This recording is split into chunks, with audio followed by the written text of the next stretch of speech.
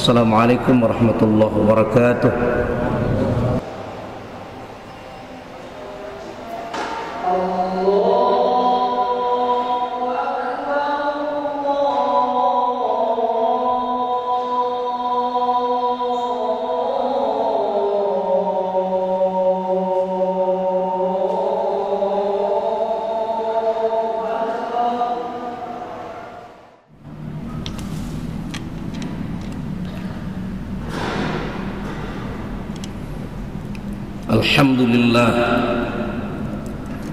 Alhamdulillahilladzi qad akhraja nataijal fikri li arbabil hija wa anna fadailahu wa ni'amahu qad afdha ila kaffatil bashari syarqan wa gharba.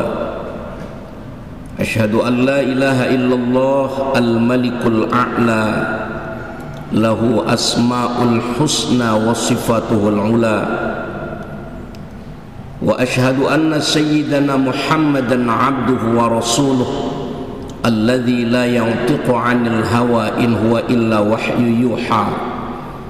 Allahumma shalli wa sallim ala asyrafil anbiya'i wal mursalin sayyidina wa habibina wa syafi'ina wa maulana Muhammad wa ala alihi wa ashabihi wa man tabi'ahu bi ihsanin ila yaumil qiyamah. Amma ba'd. Usikum wa iyaya bittaqwallah wa ta'atihi la'allakum tuflihun. Qala Allah ta'ala fi kitabihil karim, a'udzu billahi minasy syaithanir rajim. Wa idh yamkuru bikal ladzina kafaru liyuthbituka aw yaqtuluka aw yukhrijuka wa yamkuruna wa yamkurullah wallahu khairul makirin. Shadaqallahul azim. Para jamaah sidang Jumat rahimakumullah, patut kita mensyukuri nikmat Allah.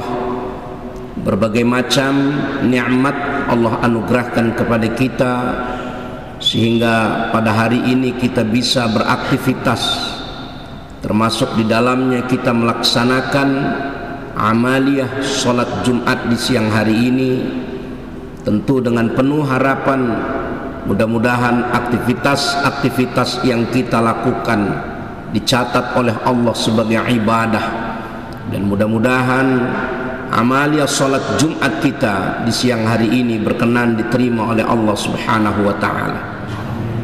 Para jamaah, ayat yang tadi saya sampaikan di dalam muqaddimah terdapat dalam surat Al-Anfal ayat 30. Yang ayat ini pada hakikatnya diturunkan oleh Allah adalah di Madinah, meskipun peristiwa ini adalah terjadi di Mekah. Allah memberikan tazkirah kepada Nabi, maka ayat diawali oleh wa idh yamkuru bikal ladzina kafaru. Dan ingatlah ketika orang-orang kafir pada saat itu bersekongkol di dalam sebuah tempat yang tertulis dalam sejarah di Darun Nadwah, kediaman kakek ataupun buyut daripada Nabi, Qusay bin Kilab, yang tempat ini adalah dijadikan balai irung oleh orang-orang Quraisy untuk dijadikan pertemuan jika mereka membutuhkan musyawarah. Apa yang dilakukan oleh orang-orang kafir Quraisy pada saat itu, ketika mereka sudah sampai puncaknya kebencian kepada Nabi atas dakwahnya, yang sehingga dengan dakwahnya ini banyak orang-orang Quraisy yang memeluk Islam, memeluk ajaran yang dibawa oleh Nabi. Mereka berkumpul di Darun Nadwah ini. Di antara inti yang disepakati adalah Nabi Muhammad harus dibunuh, usulan Abu Jahal. Ternyata usulan Abu Jahal ini disepakati. Bahkan ada makhluk yang sebenarnya adalah syaitan yang menyerupai seorang syekh yang mengaku dari Najd, pakaian-pakaian syekh, dan dia merupakan salah seorang yang memberikan usulan-usulan ataupun pendapat-pendapat, tetapi di antara pendapat itu yang disetujui oleh beliau ataupun oleh makhluk ini adalah pendapat Abu Jahal. Ayat ini turun kepada Nabi Muhammad ketika Nabi Muhammad pada saat itu sedang menunggu perintah hijrah. Umatnya pada saat itu satu persatu, kelompok per kelompok sudah berangkat ke negeri Madinah, tetapi hanya beberapa orang yang tersisa. Di sana di samping Nabi Muhammad ada keluarganya Abu Bakar, ada juga Ali bin Abi Thalib dan beberapa sahabat. Mereka semuanya adalah menunggu perintah dari Rasulullah, karena Nabi pun menunggu perintah dari Allah. Para jamaah, tentu cerita ini sudah sering kita mendengarnya, tetapi khotib di sini ingin menyampaikan apa kunci sukses hijrah Rasulullah sampai ke negeri Madinah. Sidang Jumat rahimakumullah, kunci kesuksesan hijrah Rasulullah ini yang pertama adalah Nabi senantiasa mendahulukan perintah, atau juga yang dikatakan legal formalnya. Beliau meskipun ada keinginan untuk berhijrah karena melihat kondisi umat Islam pada saat itu, banyak yang disakiti, banyak yang dibunuh, Nabi pun berkehendak untuk hijrah bersama-sama sahabat-sahabat yang lain. Tetapi sekali lagi, perintah dari Allah belum ada. Maka ketika mereka berkumpul di Darun Nadwah, pada saat itu malaikat Jibril diperintahkan oleh Allah untuk menyampaikan kepada Nabi Muhammad agar Nabi tidak tidur malam ini di rumahnya. Pada saat itulah Allah memerintahkan kepada Nabi Muhammad berhijrah ke kota Madinah. Jadi yang perlu dicatat di sini bahwa Nabi meskipun itu positif yang ingin dilakukan, tetapi tidak Nabi mendahulukan daripada perintah Allah, karena dasar daripada formalitas ataupun legal formal ini adalah merupakan dasar untuk melaksanakan perbuatan, untuk melaksanakan kinerja yang positif. Jadi untuk itu kita perlu ambil satu hikmah. Ketika kita bekerja, ketika kita melaksanakan apapun, harus ada pondasi standar, pondasi ataupun legal formal kita, supaya apa yang kita lakukan itu adalah bisa menenangkan hati kita. Kemudian yang kedua, kesuksesan Nabi itu adalah at-tadhiyah, adanya pengorbanan. Pengorbanan meninggalkan tanah air. Ketika Nabi akan meninggalkan kota Madinah ini, sangat sedihnya luar biasa. Hampir Nabi itu tidak sedih kecuali ketika akan meninggalkan Makkah Al-Mukarramah ini. Sampai-sampai ketika akan meninggalkan Makkah, beliau mengatakan, wallahi innaki la khairu ardillah, demi Allah, wahai Mekah, engkau ini adalah betul-betul tanah Allah yang paling baik. Laula inni ukhrijtu minki ma kharajtu, kalau seandainya umatku tidak mengusir aku dari tempat ini, tidaklah mungkin aku keluar dari Mekah ini. Kata-kata ini diabadikan oleh para ahli sejarah bahwa Nabi itu sangat cinta tanah air, tetapi demi untuk agama, demi untuk perjuangan dakwahnya ke depan, Nabi rela untuk meninggalkan kota Mekah ini. Tetapi di sana Allah pun menurunkan ayatnya bahwa Allah kelak akan membolehkan engkau kembali ke kota Mekah ini. innalladzi farada 'alaikal Qur'an laradduka ila ma'ad. Sesungguhnya yang mewajibkan engkau menjalankan hukum-hukum agama betul-betul akan mengembalikan engkau kepada tempat yang semula engkau tinggali. Ayat ini merupakan hiburan yang Allah sampaikan kepada Nabi Muhammad ketika beliau akan meninggalkan kota Mekah. Ayat ini diturunkan, tidaklah mungkin akan diturunkan kepada Nabi jika kondisi Nabi itu pada saat itu biasa-biasa saja. Jadi dengan demikian perjuangan pada hakikatnya adalah memerlukan pengorbanan. Di antara pengorbanan Nabi yang lain, ketika Abu Bakar Siddiq radhiyallahu an sudah mempersiapkan kendaraan dengan membeli 2 unta sebagai kendaraan yang digunakan untuk dirinya dan Rasulullah. Maka ketika malam itu Rasulullah keluar mendatangi rumah Abu Bakar, dan Abu Bakar diajak untuk bersama hijrah. Pada saat itu Rasulullah sudah disiapkan seekor unta. Rasulullah, silakan engkau memilih 2 ekor unta dengan punya Abu Bakar, silakan kau memilih. Apa jawab Rasulullah pada saat itu? Saya tidak mungkin akan menunggang kendaraan yang bukan milik saya. Apa jawab Abu Bakar radhiyallahu an? Unta ini adalah milikmu ya Rasulullah. Tidak, aku tidak pernah merasa membeli. Akhirnya dialog dengan Abu Bakar tidak panjang-panjang. Baiklah Rasulullah, silahkan engkau belinya. Jadi ini perjuangan, memerlukan pengorbanan, memerlukan modal. Rasul sampai-sampai yang sudah disiapkan pemberian kendaraannya dari Abu Bakar, yang biasanya sebelumnya juga Abu Bakar sering mengeluarkan dananya untuk perjuangan Rasulullah, tapi kali ini ditolak karena di situ untuk memberikan pelajaran kepada kita, pendidikan kepada kita bahwa yang namanya perjuangan itu perlu pengorbanan. Yang ketiga, yang tidak kalah pentingnya, suksesnya Rasulullah ini adalah adanya teamwork, yang disebut dalam bahasa Arab adalah al-amal al-jama'i. Teamwork ini sangat solid sekali untuk suksesnya perjalanan hijrah Nabi. Siapa yang terlibat, orang-orang yang ada di dalam teamwork ini?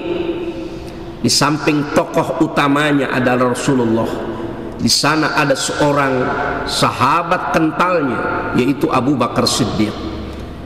Abu Bakar Siddiq dipilih oleh Rasulullah adalah sebagai pendamping karena track recordnya sudah diketahui, pengorbanannya, sayangnya, dukungannya, loyalitasnya kepada Nabi sudah teruji sejak dari awal perjuangan Rasulullah SAW.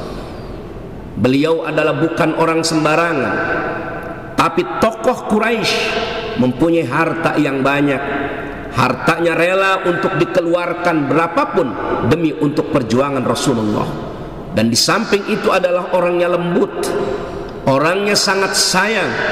Karakter inilah yang dipilih oleh Rasulullah untuk mendampingi. Kemudian yang kedua, di sana ada tokoh muda yang sangat pemberani, namanya Ali bin Abi Thalib. Ali bin Abi Thalib tidak mungkin dilepas daripada perjuangan sejarah hijrah ini. Kenapa? Karena beliau siap untuk meletakkan nyawanya, mengorbankan nyawanya demi untuk Rasulullah. Karena malam itu ketika Rasulullah diminta ataupun diinformasikan oleh malaikat Jibril untuk tidak tidur di rumahnya, posisi tempat tidur itu diganti oleh Ali bin Abi Thalib. Kalau orang pemuda yang pengecut, kalau manusia itu tidak mempunyai keberanian, tidak mungkin dia akan tidur di tempat tidurnya Rasulullah yang kondisi pada saat itu adalah sudah sangat mencengkam. Masyarakat Quraisy pada saat itu sudah berkumpul di depan Nabi, mengepung. Maka di sana Ali bin Abi Thalib diminta tidur di rumahnya dengan menggunakan selimut yang biasa dipakai oleh selimut Nabi. Ini strategi Nabi supaya orang-orang Quraisy itu terkelabui. Kemudian yang ketiga, di sana ada sosok yang namanya Abdullah bin Abi Bakar, putra daripada Abu Bakar Siddiq. Apa fungsi beliau? Fungsi beliau adalah sebagai pembawa berita, informan. Pagi-pagi beliau berkumpul dengan masyarakat Quraisy, kumpul dengan orang-orang pembesar-pembesar Quraisy. Dia menyerap informasi apa yang mereka akan lakukan kepada Rasulullah. Malam-malamnya ketika sudah tenggelam matahari, beliau naik ke bukit Gua Sur untuk menyampaikan informasi-informasi itu. Dalam perjuangan kita juga adalah memerlukan informan-informan ini supaya paham betul apa yang kita akan lakukan perjuangan dan tantangan-tantangan apa yang kita akan hadapi. Kemudian selanjutnya ada tokoh juga, tokoh wanita namanya Asma binti Abi Bakar. Beliau juga adalah sangat bermanfaat sekali di dalam teamwork ini. Beliau adalah wanita yang sangat banyak pengorbanannya di dalam peristiwa hijrah ini. Beliau hampir setiap malam mengirimkan makanan kepada Rasulullah SAW, sampai beliau ini menyobekkan tali pinggangnya yang biasanya untuk mengikat perutnya disobek menjadi dua, yang satu untuk menggantungkan makanan dan yang satu untuk mengikat perutnya. Kemudian yang selanjutnya adalah seorang sahabat juga ada namanya, yaitu Amir bin Fuhairah. Orang biasa, penggembala kambing, tetapi fungsinya sangat luar biasa. Beliau ini adalah penggembala kambing yang diperintahkan oleh Abu Bakar untuk menghapus jejak-jejak perjalanan beliau, supaya orang-orang Quraisy itu tidak mengetahui kemana arah Rasulullah dan Abu Bakar. Yang terakhir yang tidak boleh dilupakan, ada seorang namanya Abdullah bin Uraiqid. Abdullah bin Uraiqid ini sejarah menyatakan adalah dia belum masuk Islam, masih mengikuti ajaran kaumnya, tetapi dibutuhkan dia dalam sebuah perjalanan karena beliau ini adalah ahli touring, mengetahui posisi jalan kemana yang lebih baik dan lebih selamat. Beliaulah yang mengarahkan Rasulullah dan Abu Bakar Siddiq untuk tidak langsung menuju Mekah, menuju Madinah, yang Madinah posisinya waktu itu ada di sebelah utara, tetapi Rasul dan Abu Bakar ini diarahkan ke arah selatan terlebih dahulu. Di sana bermalam di Gua Hiro selama 3 hari, di Gua Sur selama 3 hari. Ini adalah satu strategi. Kemudian kata Abdullah bin Uraiqid juga mengarahkan tidak menggunakan jalan yang biasa ditempuh oleh masyarakat. Beliau mengarahkan kepada jalan-jalan yang hampir jarang sekali dilalui oleh orang. Orang-orang inilah adalah merupakan tim suksesnya Rasulullah, yang kita bisa simpulkan di dalam perjuangan kita juga memerlukan teamwork yang solid, yang mampu mereka untuk mendukung perjuangan-perjuangan kita. Itulah diantaranya kesuksesan Rasulullah SAW di dalam perjalanan hijrahnya dari Mekah menuju kota Madinah. Ini yang perlu kita ambil hikmah, bahwa perjuangan hidup kita, kesuksesan kita berorganisasi tidak lepas. Yang pertama adalah kita harus berdiri di atas legal formal. Kemudian yang ketiga, perlu adanya pengorbanan, dan yang ketiga adalah perlunya teamwork. Mudah-mudahan ada manfaatnya. A'udzubillahi minasyaitonirrajim. Bismillahirrahmanirrahim. Wa idh yamkuru bikal ladzina kafaru liyuthbituka aw yaqtuluka aw yukhrijuk wa yamkuruna wa yamkurullah wallahu khairul makirin. Barakallahu li wa lakum fil Qur'anil azim wa nafa'ani wa iyyakum bima fihi minal ayati wal dzikril hakim wa taqabbala minni wa minkum tilawatahu innahu was-sami'ul alim. Aqulu qawli hadza fastaghfiruh innahu huwal ghafurur rahim.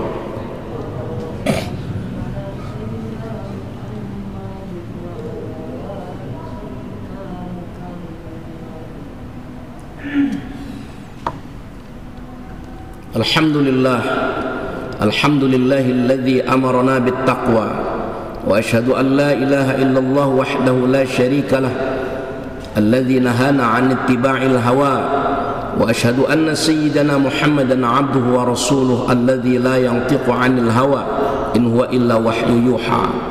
Allahumma salli wa sallim ala asyrafil anbiya'i wal mursalin sayyidina wa habibina wa syafi'ina wa maulana Muhammad wa ala alihi wa ashabihi wa man tabi'ahu bi ihsanin ila yaumil qiyamah. Amma ba'd, usikum wa iyaya bitaqwallah wa ta'atihi la'allakum tuflihun. Dalam khutbah yang kedua ini, mari kita bersolawat kepada junjungan kita Nabi besar Muhammad sallallahu alaihi wasallam, karena Allah memerintahkan hal itu di dalam Al-Quran. A'udzubillahi minasyaitonir rajim. Innallaha wa malaikatahu yusholluna 'alan nabi ya ayyuhalladzina amanu shallu 'alaihi wa sallimu taslima. Allahumma shalli wa sallim 'ala hadzal nabiyil karim wa 'ala alihi at-tahirin wardallahu man ashabihi wa qarabati wa azwaji wa dhurriyyati ajma'in wa 'anil khulafa'ir rasyidin Abi Bakr wa Umar wa Uthman wa Ali wa 'ala baqiyatus sahabati wat tabi'in wa tabi'at tabi'in wa man tabi'ahum bi ihsanin ila yaumiddin wa 'alaina ma'ahum bi rahmatika arhamar rahimin. Allahumma ighfir lil muslimina wal muslimat wal mu'minina wal mu'minat al ahya'i minhum wal amwat. Bismillahis syafi, bismillahil kafi, bismillahil mu'afi, bismillahilladzi la yadurru ma'a ismihi syai'un fil ardi wala fis sama' wa huwas samiul alim. Tahassanna bidzil 'izzi wal jabarut wa atasamna bil mulki wal malakut wa tawakkalna bil hayyil ladzi la yamut. Isrif 'anna 'anil bala wal waba wal qarana wat ta'un wasyada'id wal mihan wal fitan ma zahara minha wa ma batan an baladina hadha khassah wa an buldanil muslimina 'ammah bi rahmatika ya arhamar rahimin. Rabbana hab lana min azwajina wa dhurriyyatina qurrata a'yun waj'alna lil muttaqina imama. Rabbana atina fid dunya hasanah wa fil akhirati hasanah wa qina adzaban nar. Ibadallah, innallaha ya'muru bil 'adli wal ihsan wa ita'i dzil qurba wa yanha 'anil fahsya'i wal munkari wal baghi ya'izukum la'allakum tadhakkarun. Fadhkurullahal 'azim yadhkurkum washkuruhu 'ala ni'ami yazidkum wa ladhikrullahi akbar wa aqimus shalah. Allah